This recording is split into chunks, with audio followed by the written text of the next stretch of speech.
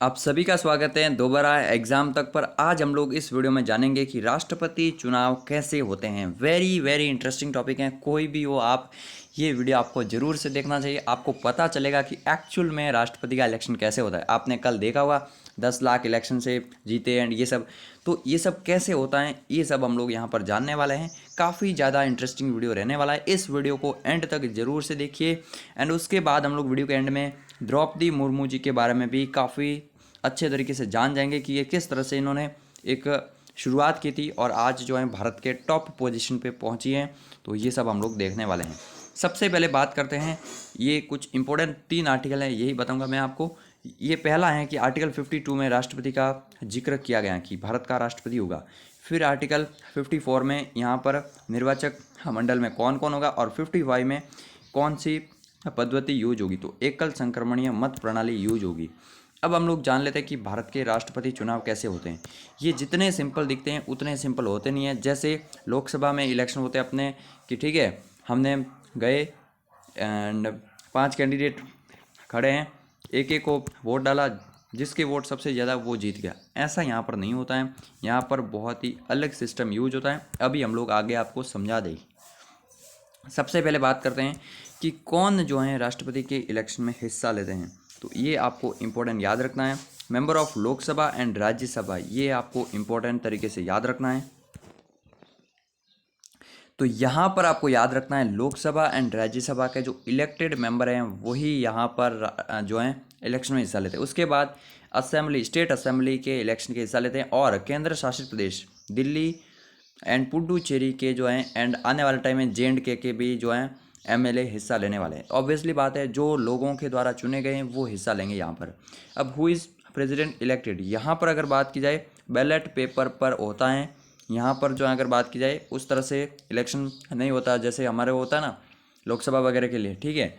तो यहाँ पर EVM का यूज नहीं होता है, बैलेट पेपर से होता है। और यहाँ पर 2017 में MPs के लिए ग्रीन इस तरह से एंड MLAs के लिए पिंक इस तरह से जो है बैलेट बनाए गए थे।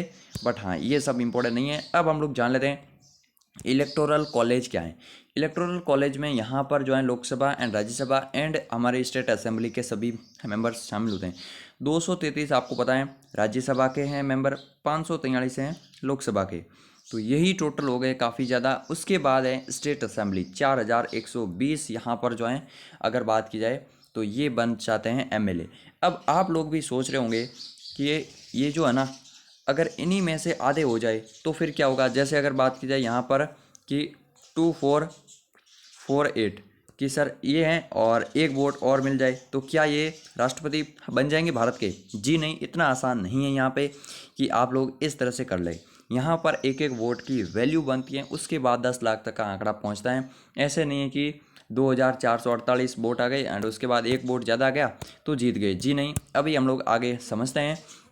यहाँ पर पहले ये जान लीजिए MP होते हैं 776 टोटल, MLA होते हैं 4033, 4809 जो हैं ये टोटल बनते हैं। ये आपको याद रखना। अब ये जो है ये इन्फॉर्मेशन लेटेस्ट है। यहाँ पर MLA वगैरह जो हैं अलग अलग स्टेट में जो हैं अपडेट होते रहते हैं। तो ये आपको याद रखना, ये इंपॉर्टेंट है, ठीक है।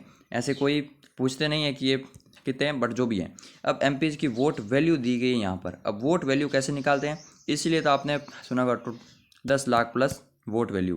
तो ये हम लोग अभी आगे जान लेंगे, ठीक है। प्रेसिडेंट इलेक्शन में फॉर्मूला लगता है। फॉर्मूला कौन सा लगता है? पहली बात तो जनगणना पर लगता है। और जनगणना पर कैसे लगता है? 1971 वाली जनगणना अभी हम लोग यहाँ पर जान लेंगे, ठीक है। अभी हम लोग यहाँ पर 1 सेकेंड आप लोग रुक जाइए। उसके बाद यहाँ पर 1971 की जनगणना, ठीक है। फिर यहाँ पर जो है ना उसके बाद लगते हैं जैसे लोकसभा एंड राज्यसभा के जो MPs है उनके एक वोट की क्या वैल्यू होगी। तो यहाँ पर 776 से टोटल इंटू 1000 कर लो। तो यहाँ पर 1971 में भारत की जनगणना 55-56 करोड़ के आसपास में थी। तो उसको 776 इंटू 1000 से डिवाइड कर लो तो एक वोट की 708 के आसपास में वैल्यू आती है, ठीक है। ये अलग अलग वैल्यू आती है। अब हर एक, चाहे वो लोकसभा का हो या राज्यसभा का हो, उसकी वोट की वैल्यू 708 होगी। एक MP की वैल्यू ये होगी। फिर अलग अलग स्टेट असेंबली में जो MLA होते हैं वो भी 1971 की जनगणना के अनुसार UP में जैसे मान लो 403 MLA इंटू 1000 कर लो तो इस तरह से मिलती है। एंड यूपी के एमएलएज की वैल्यू सबसे ज़्यादा होती है, 207 208 के आसपास में होती है। ठीक है, ये सब याद रखना नहीं है, ये मैं आपको बता रहा हूँ एग्जाम्पल के लिए।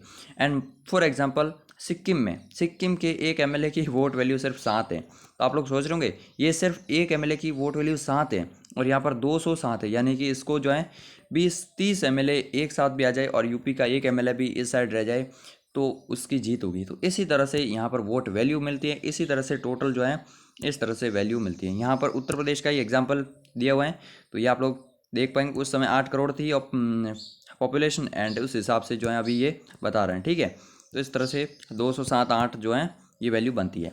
अब अगर बात की जाए राष्ट्रपति इलेक्शन की, तो यहाँ पर किस तरह से वोट मिला है ये आपको पता होना चाहिए। 5 लाख समथिंग स्टेट के 5 लाख समथिंग ये हो गए थे ये सेंटर से, एंड 5 लाख समथिंग स्टेट से, टोटल 10 लाख समथिंग वोट थे। अब यहाँ पर जो है मुर्मू जी कैसे जीती है, मुर्मू जी जीती है, द्रौपदी मुर्मू को 6,76,000 वोट मिले एंड इनको 3,80,000 वोट मिले। 36% इनकी वोट वैल्यू है और 64% इनकी वोट वैल्यू है। ठीक है, अब ये इंपॉर्टेंट है, जिस तरह से यहाँ पर तो मान लो 2 ही कैंडिडेट थे, मान लो कि ए बी एंड सी, एक और कैंडिडेट हो जाता, आम आदमी पार्टी का भी एक कोई कैंडिडेट हो जाता। ठीक है, अब मान लो कि हम लोग बहुत ही सिंपल तरीके से समझ लेते हैं कि 11 वोट थे। ठीक है, 11 वोट है, अगर मान लो कि यहाँ पर अगर बात की जाए इनको 6 वोट मिल जाते हैं। ठीक है, इनको अगर बात की जाए 3 वोट मिल जाते हैं एंड उसके बाद इनको 2 वोट मिल जाते हैं, तो इसका 11 का 50% क्या होता है, 11 का 50% होता है 5.5 मान लो। ठीक है, अभी मैं सिर्फ एग्जाम्पल के लिए बता रहा हूँ। ठीक है, तो 5.5 है, एक्चुअल में ये होता है 10 लाख, तो 5.5 होता ना, तो ये 6 हो गए, यानी कि ये जीत जाएगा। लेकिन मान लीजिए यहाँ पर एक आप लोगों को मैं थोड़ा सा आइडिया दे देता हूँ, 1 सेकंड आप लोग रुक जाइए, उसके बाद हम लोग जान लेते हैं। मान लीजिए यहाँ पर अगर बात की जाए, 1 सेकंड रुक जाइए, यहाँ पर ये 11 वोट हैं, इनको 5 मिल गए। ठीक है, इनको भी मान लो 4 मिल गए और इनको मिल गए फिर 2। ठीक है, ऑब्वियसली बात है। अब क्या हुआ है, 5.5 तो हुए ही नहीं है, तो फिर कैसे होंगे, सबसे कम किसके हैं, 2 के हैं। अब 2 ये जो है ना, इसके वोट आपस में बांट देंगे लोग, कैसे बांट देंगे, तो इस तरह से बटेंगे। राष्ट्रपति के इलेक्शन में ऐसे नहीं होता है कि मोदी जी गए मैं तो सिर्फ मुर्मू को दूंगा एंड यशवंत जी को मैं वोट नहीं दूंगा, ऐसा नहीं होता है। वहाँ पर जो है ऑप्शन होते हैं कि आप पहले नंबर पे किसको देंगे, दूसरे नंबर पे किसको देंगे, तीसरे नंबर पे किसको देंगे। ऐसा नहीं है कि वहाँ पर सिर्फ एक को वोट दें, सबको वोट देते हैं जितने कैंडिडेट होते हैं, और हर एमपी एमएलए हर ऐसा ही करता है। ठीक है, लेकिन वो अपनी प्रेफरेंस रखते हैं कि फर्स्ट नंबर पे कौन है। अब मान लीजिए जो सी को जिन 2 लोगों ने वोट दिया, 1 सेकंड रुक जाइए आप लोग, जिन 2 लोगों ने जो 2 लोगों ने सी को वोट दिया था ना, अब उन्होंने फर्स्ट नंबर पे तो सी को रखा था, सबको पता है, इसलिए सी को 2 वोट मिले। लेकिन इन्होंने बी ऑप्शन पे किसको रखा था, बी ऑप्शन पे मान लो कि एक बंदे ने तो रखा था इसको और एक बंदे ने रखा था इसको, तो इसके 6 हो गए, इसके 5 हो गए, तो इसकी जीत हो जाएगी। अगर मान लो कि ये 2 बंदों ने दोनों ने ही ऑप्शन बी को यहाँ पर रखा होता तो ये जीत जाता। तो इस तरह से ये थोड़ा सा कॉम्प्लिकेटेड है, आई होप कि आपको समझाया होगा, बट यहाँ पर तो कैंडिडेट ही 2 थे तो कोई दिक्कत ही नहीं हुई। अब इम्पोर्टेंट फैक्ट्स जान लेते हैं द्रौपदी मुर्मू जी के बारे में। 15वीं राष्ट्रपति के रूप में शपथ लेने वाली है 25 जुलाई को। ठीक है, 25 जुलाई को ही राष्ट्रपति शपथ लेते हैं। मैं एक वीडियो बना दूंगा कि 1950 से लेकर आज तक कितने भारत के राष्ट्रपति बने ये सब। ठीक है, द्रौपदी मुर्मू 25 जुलाई को शपथ ले लेगी। झारखंड की पहली महिला राज्यपाल भी यही थी, अभी तक थी, और ये पहली आदिवासी महिला राष्ट्रपति बनने वाली हैं इंडिया की, वेरी इंपॉर्टेंट। एंड सेकेंड महिला राष्ट्रपति पहली कौन थी, प्रतिभा देवी सिंह पाटिल। 10 साल बाद भारत की जो है महिला राष्ट्रपति वापस से बनी है। 64 वर्ष की हैं ये, आदिवासी महिला हैं, और तीसरे दौर की मतगणना के बाद एनडीए की उम्मीदवार थी, यशवंत सिन्हा के खिलाफ भारी अंतर से 50% का आंकड़ा पार कर लिया। ठीक है, 10,86,000 समथिंग था ना आंकड़ा, तो इसमें ऐसे देखिए 5,45,000 समथिंग था कि भाई इतना आंकड़ा आने के बाद आपकी जीत हो जाएगी घोषित। ठीक है, अब यहाँ पर कुल वैध मत कितने थे, 3,219। ठीक है, काफ़ी सारे एमएलए एमपी जैसे होते हैं जो वोट नहीं कर पाते हैं, काफ़ी सारे ऐसे भी होते हैं जिनके वोट जो हैं मतलब जो हैं जो अवैध हो जाते हैं। 50 के आसपास में जो हैं वोट अवैध भी हुए हैं। तो जो वैध बच जाते हैं उनमें 2,106 मुर्मू को मिले और 1,058 जो हैं ये सिन्हा को मिले हैं। ठीक है, लेकिन लोकसभा एंड राज्यसभा में ज़्यादातर वोट अभी आपको पता होगा एमपी है बीजेपी के, तो उनको वोट ज़्यादा मिले, और इनके वोट की वैल्यू भी ज़्यादा होती है, 706 के आसपास में होती है इसीलिए। एंड इम्पोर्टेंट स्टेट जैसे यूपी बिहार हो गए ना, तो इन स्टेट्स के एमएलए ज़्यादातर एंड एमपी जहाँ पर वोट देते हैं उनकी राष्ट्रपति बनने की संभावनाएं बहुत ज़्यादा रह जाती हैं। द्रौपदी मुर्मू 15वीं राष्ट्रपति बन जाएगी, और ये सब मैंने आपको पहले वीडियो में बता दिया है। एंड देवी सिंह पाटिल साहब, ये भी मैंने आपको बता दिया है। नेक्स्ट अगर बात की जाए इनके बारे में, अगर बात की जाए तो 20 जून 1958 को मयूरभंज जिले, ये कहाँ पर हैं, ये उड़ीसा में हैं, तो उड़ीसा की हैं ये। एंड यहाँ पर बेदापोसी गाँव में हुआ। ऑब्वियसली आपको मयूरभंज याद रखना। और यहाँ ये आदिवासी समूह बहुत इंपॉर्टेंट हो गया, संथाल, ये संथाल जनजाति से हैं। द्रौपदी मुर्मू टीचर क्लर्क थी, फिर वो टीचर बनी। उसके बाद 1997 के आसपास में राजनीति स्टार्ट किया। ये एक उड़ीसा में ही है, रायरंगपुर, यहाँ से ये पार्षद चुनी गई थी। उसके बाद रायरंगपुर सीट से ये एमएलए भी बनी। उड़ीसा सरकार में ये मंत्री भी रही थी। एंड उसके बाद काफ़ी लंबे समय तक बीजेपी की जो है स्टेट अध्यक्ष वगैरह रही थी। और उसके बाद अभी जो है 15 से अभी तक जो है ये थी झारखंड की पहली महिला राज्यपाल, और अभी बन चुकी हैं राष्ट्रपति।